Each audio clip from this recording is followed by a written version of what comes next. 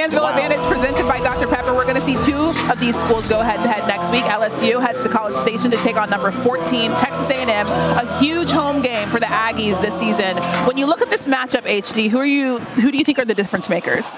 When I look at LSU, number one, it's their quarterback, Garrett Nussmeier. What he's been able to do, 18 touchdown passes right now, the top of the SEC. But collectively, throughout this whole season, and we've seen it in game one out there in Vegas versus USC, taking over for Jaden Daniels, that's not an easy spot to be in. He's number one. But then Kyron Lacey, who caught the touchdown pass last week versus the Ole Miss Rebels.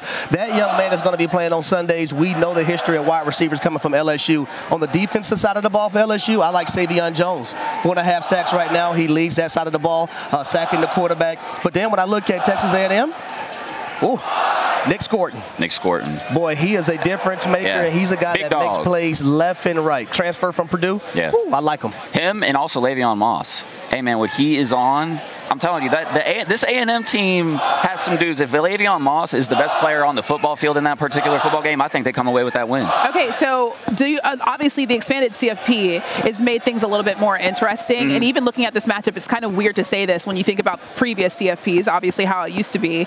But do you think the winner of this matchup makes it to the CFP? Well, it's up in the air because, Texas A&M still play Texas at the end of the year, and you have a LSU that still has to play Alabama. So I can't just guarantee that. Now, I will say this, though, from the perspective of do I feel really good about where the winner of this game is going in terms of momentum, trajectory, and things like that? Like, I will say that. But I do think that there's way too much football left to decide, like, hey, is this particular game going to be the thing that puts you in the playoff?